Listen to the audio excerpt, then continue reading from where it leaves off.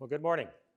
So thank you for the introduction. You pretty much covered my mission statement. So I may make some forward-looking statements, but as he said, in more simple terms, is we're developing technology to make sure we deliver medication to the right person in the right amount and at the right time.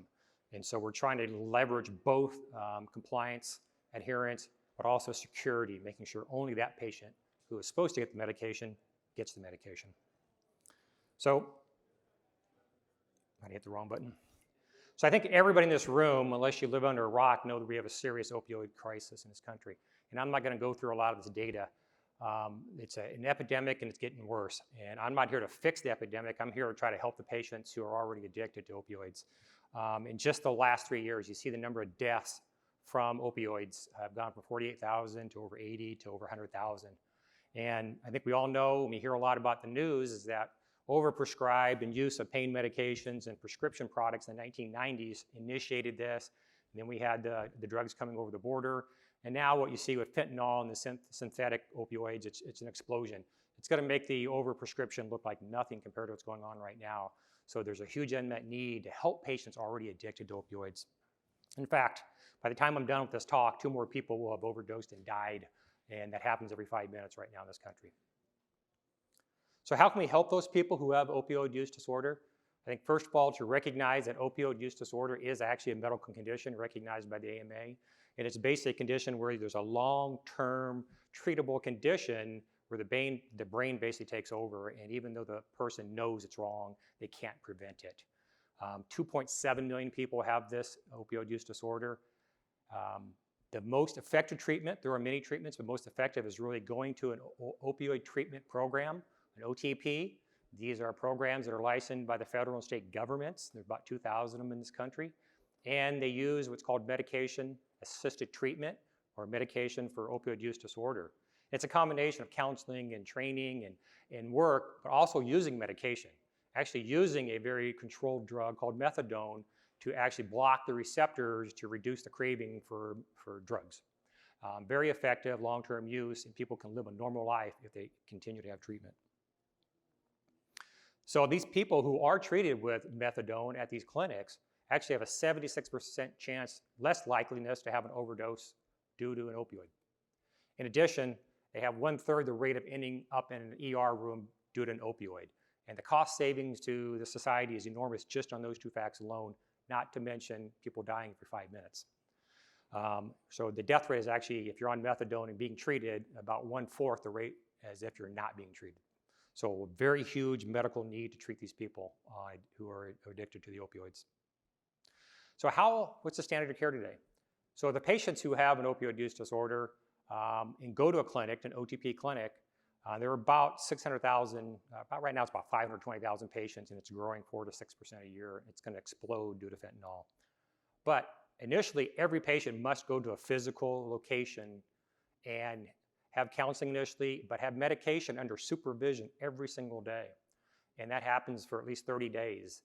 And then they might have the ability and earn the right and the privilege to take some medication home. But the vast majority still have to go to a clinic every day. So think about that. These are people who want to do something about their treatment.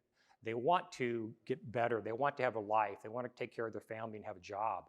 Now they have to go to a physical location, pay for transportation costs, public or otherwise, go to that clinic to have someone watch you take medicine, and then you go home. So it's a huge burden on them. It's also a huge deterrent of why there's only 500,000 being treated versus the 2.7, because it's a big deterrent trying to ask someone to go to that clinic every day.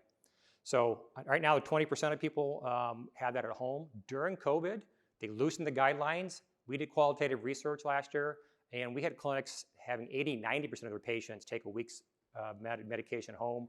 An average is 40 to 50, so it can go much higher, and you can have a much better quality of life for those people. So again, as I mentioned, a peak thing about medication is it doesn't work if you don't take it.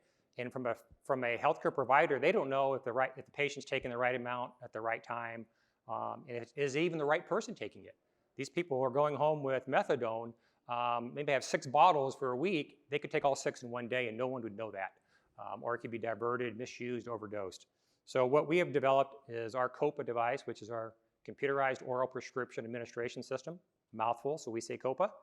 And basically you see it here. It's a handheld, automated, personalized medication dispensing system that delivers very precise and accurate liquid oral medications. And again, we're filing with both controlled and non-controlled drugs. But our first indication will be going after the opioid use disorder. We use a cloud-based database, encrypted, HIPAA compliant, and really what you're doing is you're making sure that only the patient can get the drug at the right amount at the right time. So I have a short video that kind of demonstrates the product. I'll kind of talk over it. But this is the product here. Again, it's handheld. It has an amber bottle that's filled up by either the pharmacy or the clinic in this case. We have a smart cap on it, which reads the device, only can be used by that device for that patient. The device tells the patient when the dose is ready, tells them to use their thumbprint to recognize that patient. And once it recognizes the thumbprint, it then loads the dose that it has on the system. The patient will put their mouth on it. It recognizes their unique bite. And once it does, it automatically delivers the liquid drug right into their tongue. And then the device tells them it's done, both visually and audibly, and also tells them when the next dose is. So they can't take a dose outside the window that's prescribed. They can't overdose, they can't underdose. It's all predetermined by the prescription in the device. So where can this really help? So these 2,000 OTP clinics out there, their biggest costs are brick and mortar and nursing time. They primarily use nurses to dispense drugs every day to these patients. So again, if the average was 20% pre-COVID, if they could double that like they did during COVID, or even get higher, they can either reduce the number of labor they need, they can reduce brick and mortar, or more importantly, they can treat more patients. So with the same resources. So you basically have a lot more throughput, a lot more resources, a lot more profitability. The way these things are reimbursed today, it's primarily Medicaid and Medicare, and they pay the same price whether that patient gets the drug in the clinic every day or if they take it at home. So again, if you're a clinic and you can get the same amount of money and you have twice as many patients not coming to clinic, what's the bottom line? It's automatic improvement to the bottom line why you're helping patients. And again, with this device, they know when the patient takes it. They can't take it outside the window. If they skip a dose, they know it immediately with real-time monitoring. So a very powerful tool for the OTP clinics. So with this, again, we believe, and with the work we've been doing with some of the clinics, that we can dramatically increase the number of patients to at least the COVID level, if not higher, using take-home therapy. Some patients who might have only had a week privileges because the clinic wants to see them more just to make sure, could have 2 weeks, 3 weeks, or 4 weeks, depending on the state. So again, you're basically reducing the burden of all these resources so you can treat more patients and treat them more appropriately. And then you can do more counseling, which they can get reimbursed separately for. And as I mentioned, only about 500,000 patients are seeking treatment because this is a huge deterrent to have to come to a clinic every single day and have someone watch you take a medicine, make sure you swallow it, open your mouth, show me you swallowed it. I mean, just think about the cost and just the quality of life for that person who's trying to hold down a job. So with that, we think we can dramatically increase the number of patients who are actually being treated and help reduce these emergency visits and these healthcare costs. So what's the potential for the product? Again, this is our first indication. It's for opioid use disorder with 2.7 million patients and this growing over time. It really depends. I've just showed you some examples of what percentage of patients who have take-home can use this. And depending on that growth, I think it's a 500,000 plus or minus market. And the beauty of this market from a company point of view, it takes a small commercial footprint to actually support this in the market. It's not a huge sales force. It's not a huge infrastructure. It really is a relatively small amount of capital to commercialize this product. We have a very, as I mentioned, this is our first indication, which is basically that little green dot down there, and that's the 500 million plus. The other indications, anything for a child or a senior person that you want to make sure they get the medication, you know they get the medication, adherence is important, and making sure the right patient. So a lot of potential that we look for partners and strategics to help us with that. Strong team, everybody on here is operational experience.